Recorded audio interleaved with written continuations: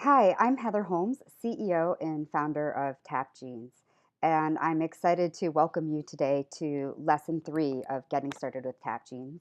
I hope that you've been enjoying getting to know the platform and enjoying these webinar series so far, and we're really looking forward to helping you dive deeper today.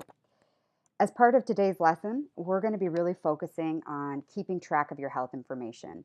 And so in this lesson today, you're going to learn the importance of having a patient advocate, how to request your medical records, and what to do if you hit stumbling blocks with trying to capture that information or get that information from doctors or hospitals.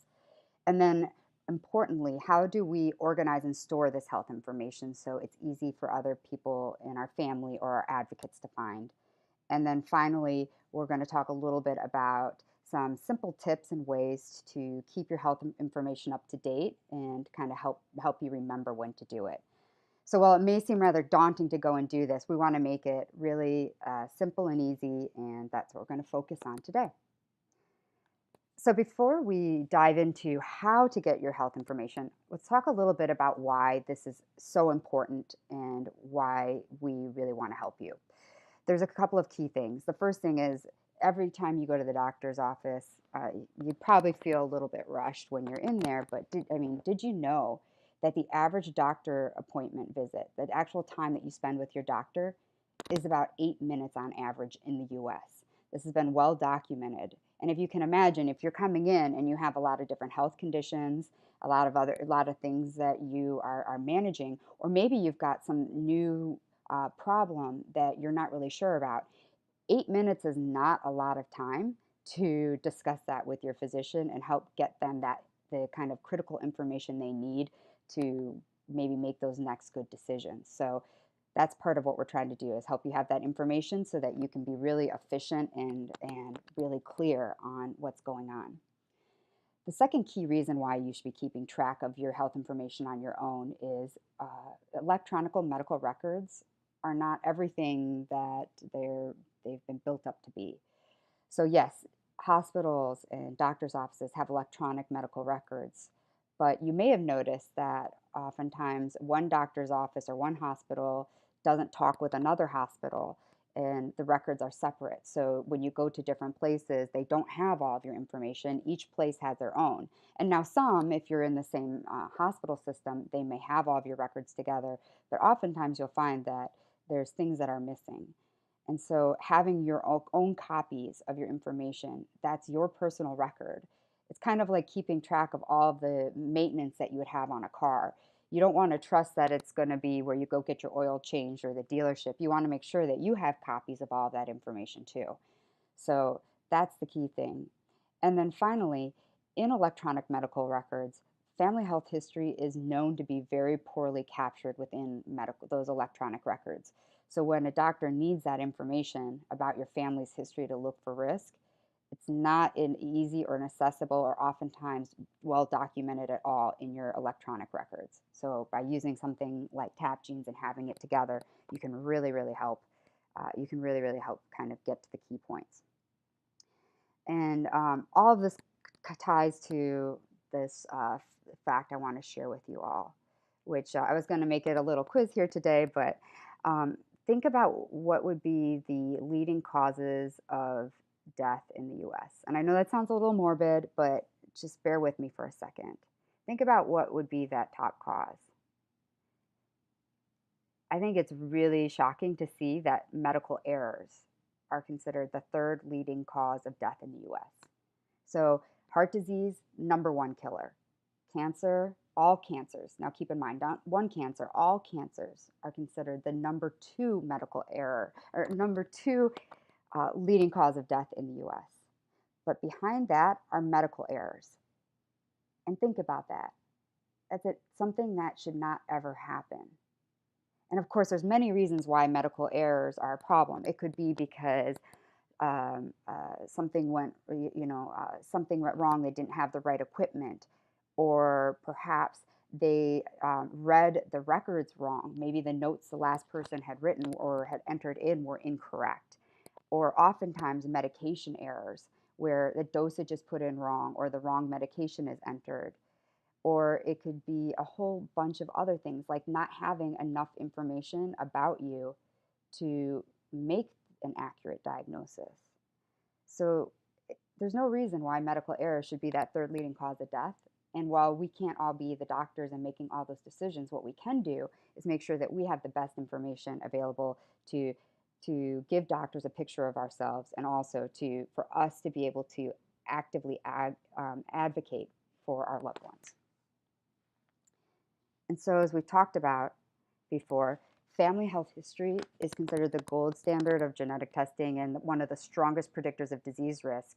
And as I was sharing with you, it's one of the things that is missing from medical records and missing from most people's medical records in the US. 96% of us have this missing from our records. That means there might be a little bit of information, but not all that you need to really help your doctor. And so we really want to help you capture all of this and keep it in one place. And that's so that you can be prepared for a medical emergency. Because in an emergency situation, you want people who are your advocate or your family to already have the right information on hand and know where to go. You want them to have things like your health history, so not just your current health conditions and medical needs, but also your family's health history. You want them to be able to have all of your medications and any allergies that you have, as well as your preferences for how do you want to be treated. And if something happens where you are not able to speak for yourself, how do you want to be cared for, and what are those choices? And that includes things like your advanced directives, which is really speaking for you when you are unable to speak for yourself. And then you want to also have the information like your medical care team, all your doctors, everybody that you are seeing, insurance information, and as well as your family and friends' contact information. So whoever those people are that are your key emergency contacts. And so this can be really great because as a family member, you can be the patient advocate for your loved one. And with having all that information, you'll be able to really uh, talk to doctors, ask questions, and be a really big part of the care team. But this is also a role as a patient advocate that you can hire somebody to do. So if there isn't somebody in your family who's able to be that advocate, or if you want to just have that extra support of somebody who knows how to navigate the system, you can hire somebody who's a patient advocate. And once again, they're going to need all of this critical information. And so that patient advocate, whether that is somebody you hire or it's you or a loved one, is really there to be the voice of the patient and be there to offer support and guidance and offer any education to the physician and nurses about who you are and about what your what your needs and your requests are, and just is really there to be looking over you and caring for you and being that liaison throughout the process. And so helping you think about gathering together all that information, it starts with capturing those medical records. So now you've already been in TapGenes, you've already started entering in your family health history, taking that next step and really bringing in more details. So to request medical records, you can do it a couple of ways. You can either call your doctor's office, or you can go to the hospital's website and look for the online forms there. So whatever is your preference, if you want to call the doctor or if you want to do it online, you can do it both ways if you're searching. Typically, they are going to have a records request form that you're going to need to fill out and send back to them. So just be prepared that they might send you something that you're going to need to fill out, and that this process can take a while. It can take 15, 20 days. It's not something that's typically pretty quick, unless you have the ability to log into your doctor's portal, which would access a personal record of yours and download it. So that's another alternative that you could be able to do. But if you aren't able to download the documents yourself, you're going to need to make these requests. And so if the doctor for some reason doesn't have a form for you to be able to fill out, you'll need to then send them a letter.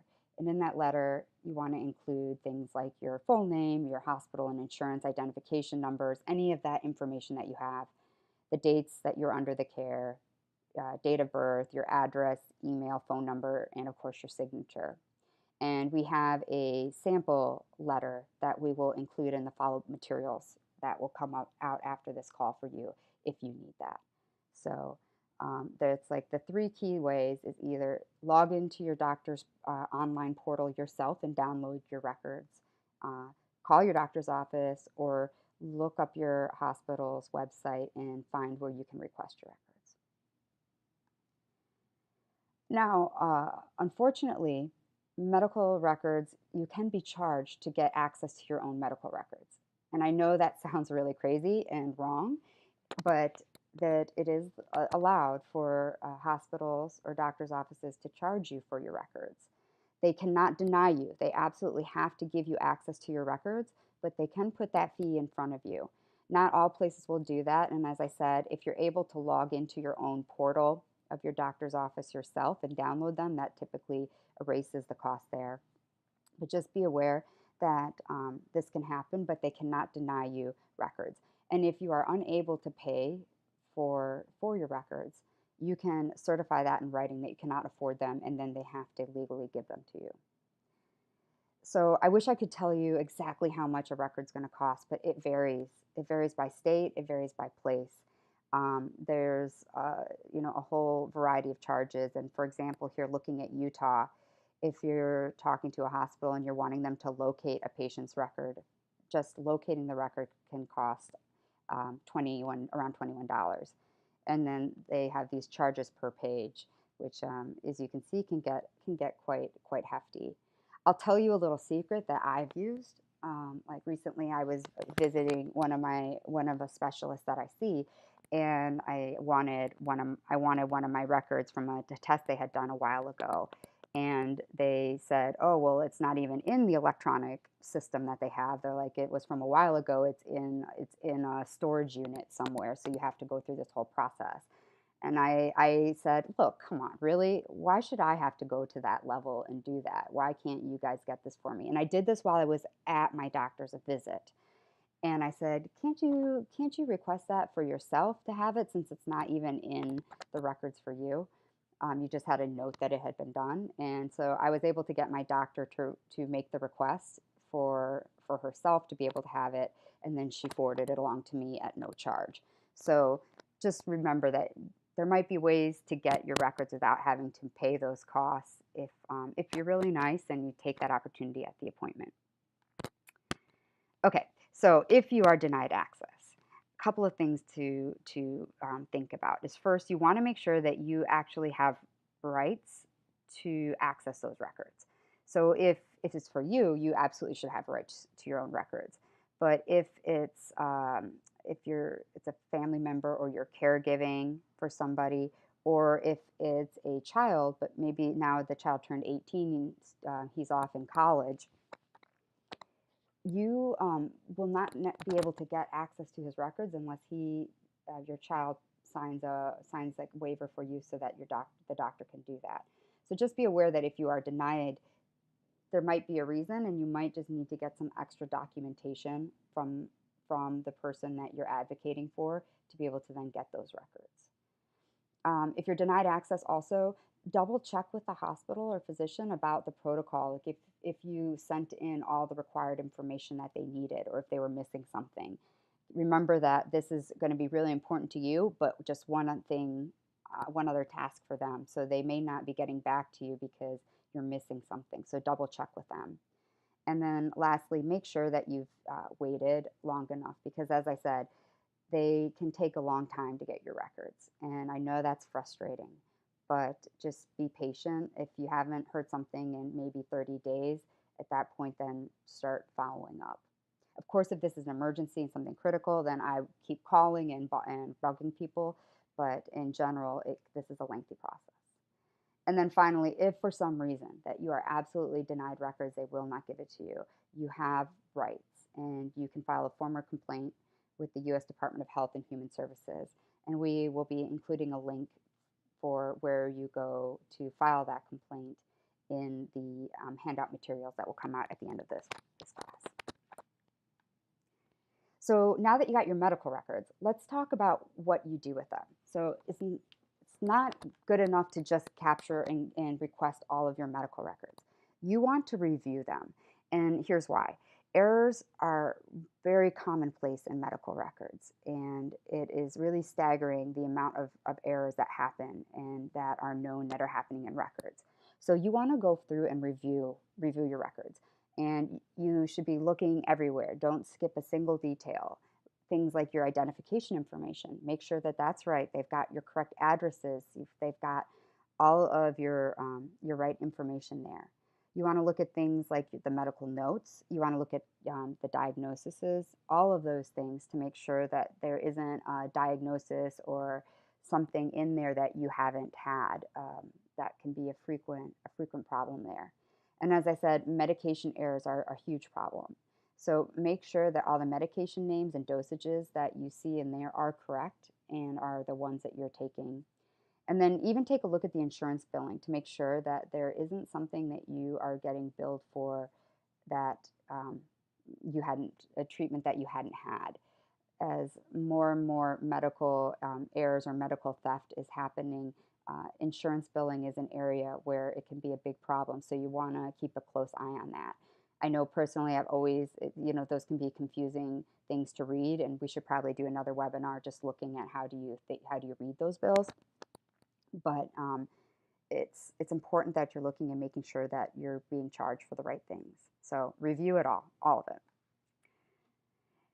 And as I was saying, medical errors are serious. So making sure that your records are correct is really kind of the big thing that you can do to advocate for yourself, because having the wrong information or having missing information, like not the full story or your full family history, can impact future diagnoses or treatment decisions that maybe they would make a different decision on if they had all the information or if they had the correct information. Same goes for medication interactions. And as I was talking about, medical identity theft. If somebody else has also gotten access to your your billing at the hospital, that could put in different types of things that could be a threat to you.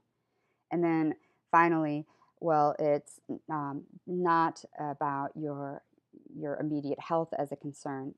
Having medical errors in your medical records can be really damaging if you are trying to apply for different types of insurance. Now, for health insurance, that this is not a problem. Remember, you cannot be denied for any of your health conditions.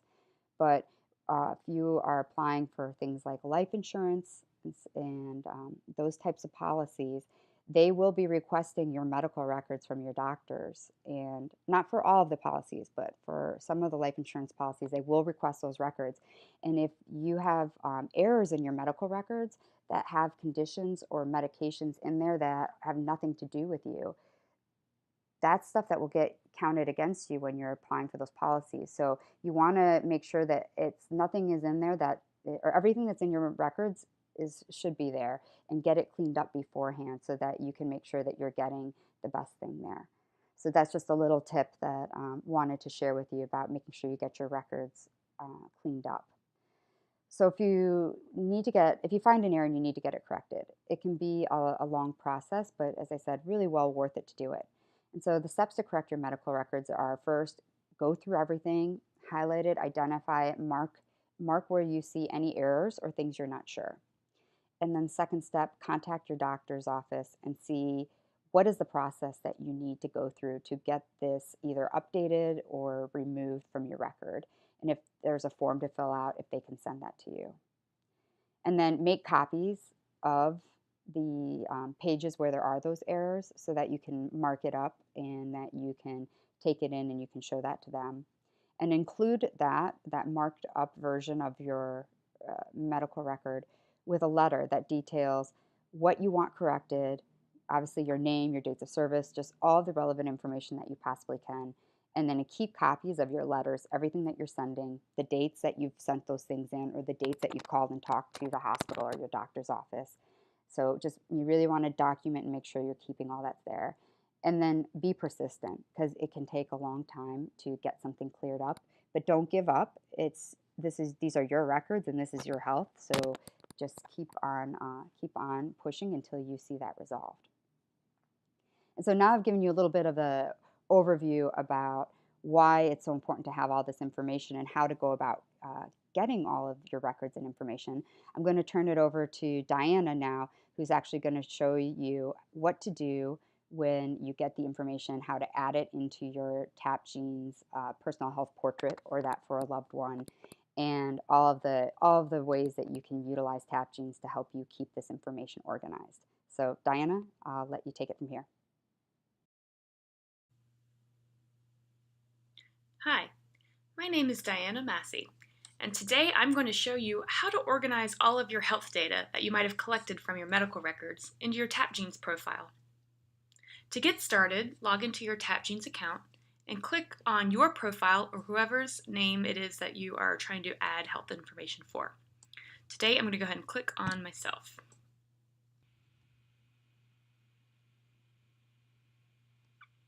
Once you've clicked on your profile, you'll see all these options to the right-hand side for you to add information. When you first start filling out your profile, it might seem overwhelming if you have a lot of information going back several years. So I'm going to walk you through a good way to get started. I like to start with allergies. Not everyone has them, so that might be one that you skip. But if you do have one, it's something that you know, and you go ahead and click on that side of the toolbar and click Add. From there, we have just a few questions to get more information about your allergy.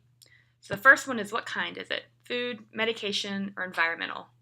I'm going to go ahead and add a food allergy for myself. I'm going to say I'm allergic to peanuts. Now you might notice as you start typing, it will go ahead and autocomplete. You don't even have to finish typing, and you can do that there. Just to show you, if you're allergic to something maybe that's not as common, I'm going to start typing strawberries. You'll notice there's no option in the autocomplete. That's okay, just keep typing, and it'll add it automatically. The next thing you can add is the severity, if it's mild, moderate, or severe. I'm going to go ahead and click severe, and what your reactions are. So you can just type in whatever reaction you have to this allergy.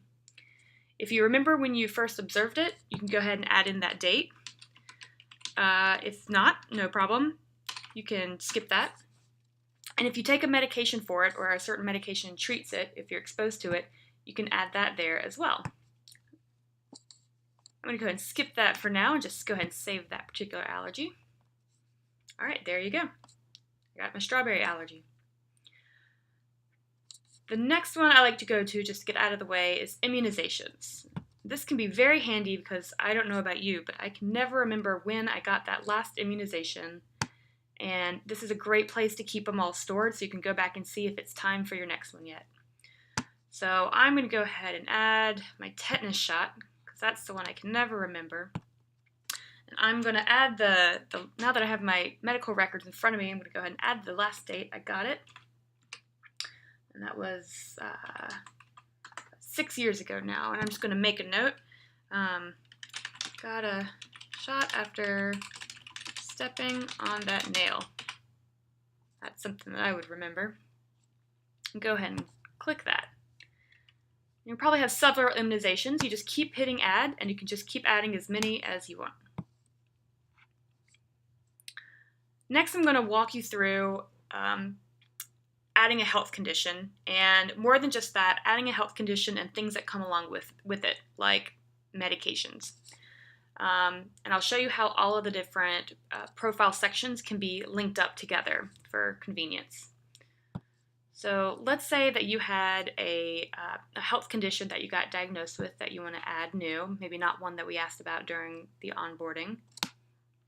So just like all the other fields, you can start typing and it'll narrow things down. And if it is there, you can go ahead and click it.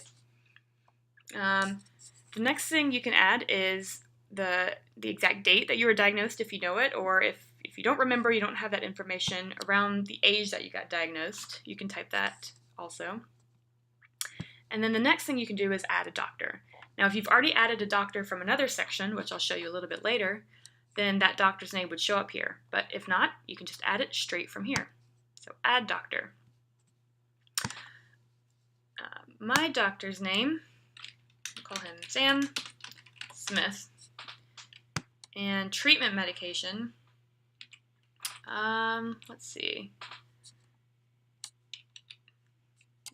We'll say I use diazepam. And that way I have my health condition linked with my doctor, linked with my medication. And if you have any notes, you can add that there. And if you have, let's say you have some sort of printout or some sort of information from the doctor that you want to add, just attach a document, you can do that from any section as well. You just click Choose File, and then you go to your computer and you select what you want to upload from here. And now that's been uploaded. And if you want to view it, you can always preview it just by clicking on it. And that will pull up the document that I just added. And then if you want to download it, you can, or close out of it from there. And then I'm going to save all this. So now, as you can see, I've added a new health condition to my profile. Has a lot of information in it. When I go ahead and click that arrow down, I can see what I've added. But the cool thing is, the next section I'm going to go to is medications. Now you can see I hadn't added a medication under here yet, but it automatically pulled in the diazepam that I added from the health condition above. And it already has it linked to the related health condition of epilepsy that I had added. So if you want to add a little bit more about this medication, you just go up to this gear and then click on Edit.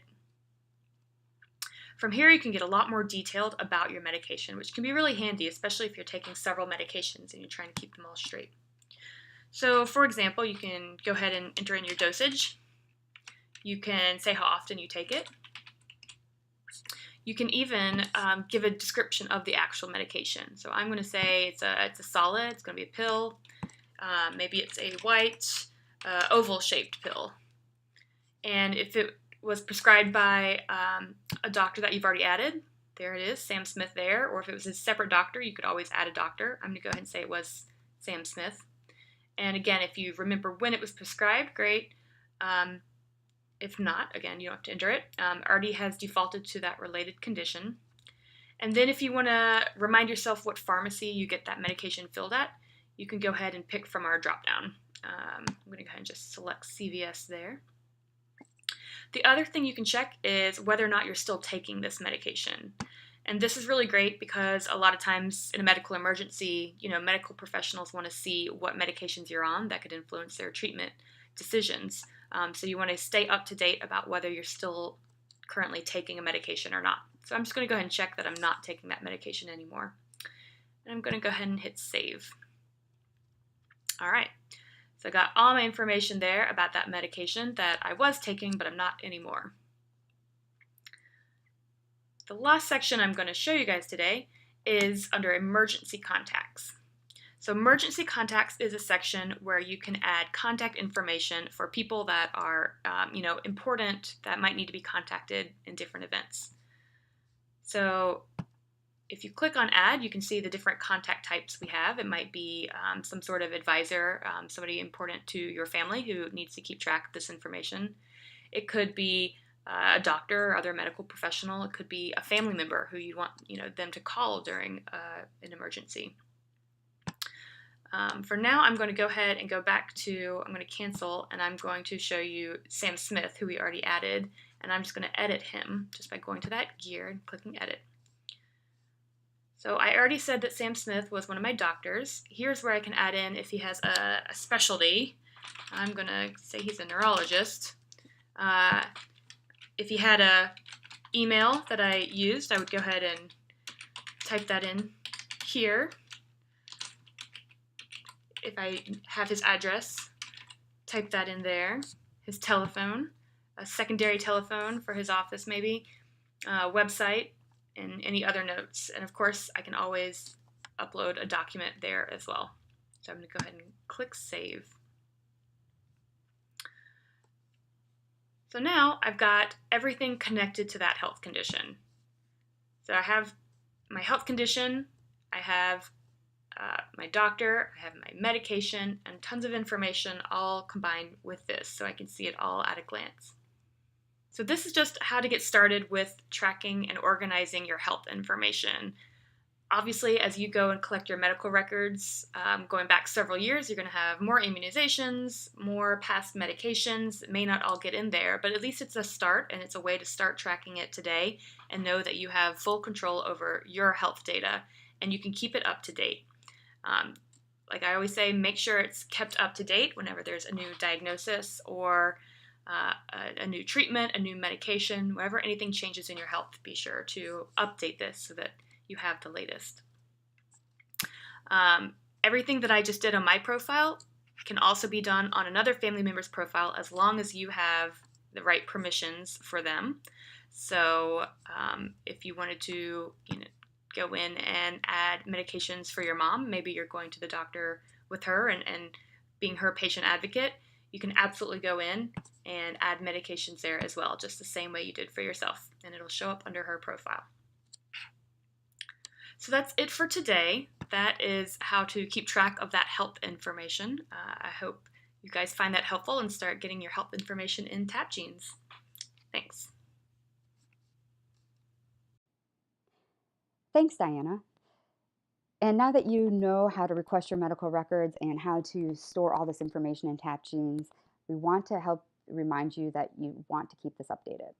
So we have a few tips and suggestions as to how to remember this on top of everything else you've got going on every day, which is first annually. We will send you a reminder on your anniversary of joining TapGenes that it's time to go in and update with any new information. So just remember that we will always be reaching out to you and giving you that little reminder of your happy anniversary with us. Second of all, on your birthday, that's a great time to make that mental note to also come into TapGenes and make any updates or changes that have happened to you or anyone that you know in your family. And then if you are working with a financial advisor, making sure that you update your information in TapGenes before your next advisor meeting, because you can have a much more informed conversation with your financial advisor about what are some of your health concerns, or if there are concerns within your family, and how to strategize on making sure that you're saving enough money for to make sure that you are able to provide that care for you and your loved ones. So before you meet with your advisor is a great time to make sure everything is up to date so you are aware and able to have that conversation. And then, of course, after you have your annual doctor's checkup every year, make sure to come in and add any new results that they had, maybe any new lab reports, things like that. You want to just put in all that information while it's fresh after that annual checkup. And then, of course, you want to keep this updated as needed. So if you've had a new diagnosis, or if you've gotten a new immunization, or started taking a new medication, or if you've had a major medical procedure, all these are great times to come in and are important times to come in and update TapGenes. And then once you've updated it, you want to make sure that you're keeping your key people, care people, alerted about that. So if there's any changes, you want to make sure your primary care doctor knows. You want to make sure your emergency contacts, who you've listed in TapGenes, are aware that you've made new changes and updates to TapGenes so that they know that the latest information is there. Same thing goes for a patient advocate. If you're using an external advocate, you're going to want to be able to notify them and share the latest updates with them. And we'll show you more about that next time, about how you can share with TapGenes with external people outside your family. And then finally, with first degree relatives, especially if you've had a diagnosis that has a hereditary component, you really want to make sure that you're updating and letting them know that there's been some changes in your health and that they can find more information about it in your TapGenes profile. Remember that you also have the printable report within TapGenes that you can print out to share with your doctor or share with people too. So just remember that's an additional way that you're able to share any updates. And so with that, that is the end of lesson 3. I hope you enjoyed it with us, and we are looking forward to seeing you at lesson 4 next time. That we'll be tackling sharing with family and how to protect your privacy. So on this next webinar, what we'll be doing is showing you how to share your TapGenes account, and how by sharing that your TapGenes family tree with other family members, this can lead to a more complete profile and information for the family. We'll also tackle how to talk to your family about difficult topics such as health or new diagnosis. And then we'll also focus on TapGenes privacy settings, including how and when to use them with your family, and what you can do and how to talk about privacy and protecting your privacy with your family. And then finally, focusing on how can we all work together to be healthier as a family. So this is a really will be a really, really special webinar, and we are looking forward to sharing it with you. So with that, I will let you go back to what you are doing for today, but remember that we are always here for you, also by live chat, or you feel free to email us. We are here to help and look forward to seeing you next time. Thanks.